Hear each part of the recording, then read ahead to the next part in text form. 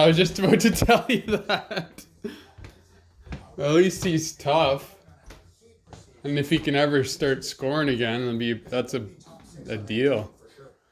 Let's bring in Ray Ferraro on this. Wayne Simmonds, I always feel like, look, he's made really good money in the National Hockey League, but it's kind of one of those bad times for him where he had that long chat. He was just under $4 million. No, I'm just waiting to hear back from see what I should go on chat or not. Because my VPN's not working and my quick connect, so I can't even chat with them. So. Can he help the Leafs?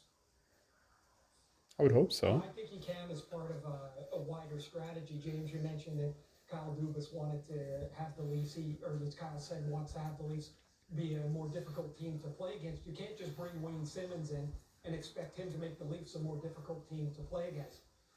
Wayne has to be part of an overall general strategy that is, you're going to target shop 2 or 3 players that help change your. I read on a thing that they wouldn't be surprised if the Leafs signed 2 defensemen today. As opposed to a smaller, more because sounds like Peter Angelo's not going to be an option. So I don't think there's ever a question of the will of Wayne Simmonds. It's going to be whether he can be, as Jeff noted, can he be healthy enough, mobile enough to get around. Will they contact you on that?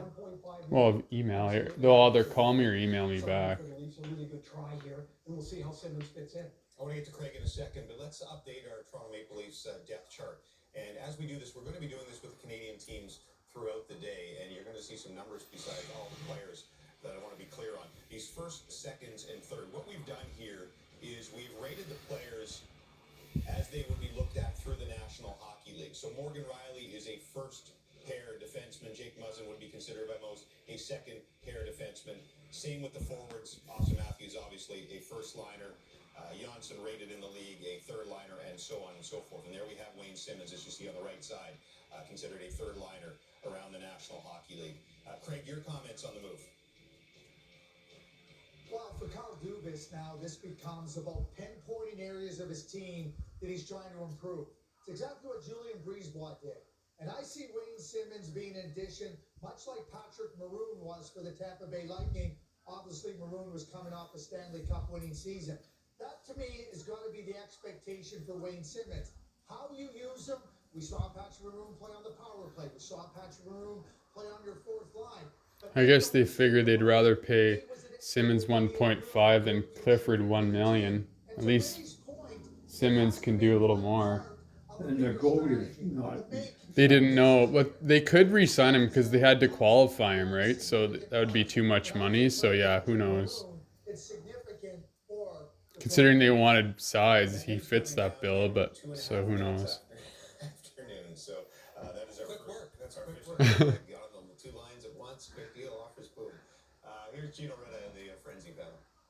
You know, it's interesting, James, because Kyle Dubas, you guys were talking about Kyle Dubas and how he made this things happen with Wayne Simmonds on the unrestricted free agent market, which obviously makes sense. But there are other ways to go at this as well, because now, because of players being bought out, they've received their money elsewhere, and now they're just looking for an NHL contract. Yeah.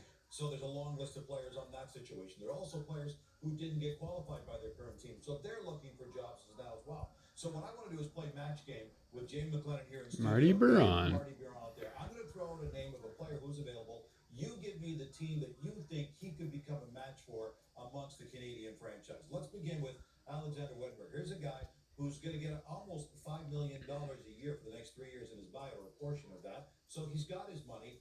What Canadian team could you see him being a match with, Jim? I think the Edmonton Oilers would take a run at him. You talk about the value contract is how much is he going to want after a buyout. I think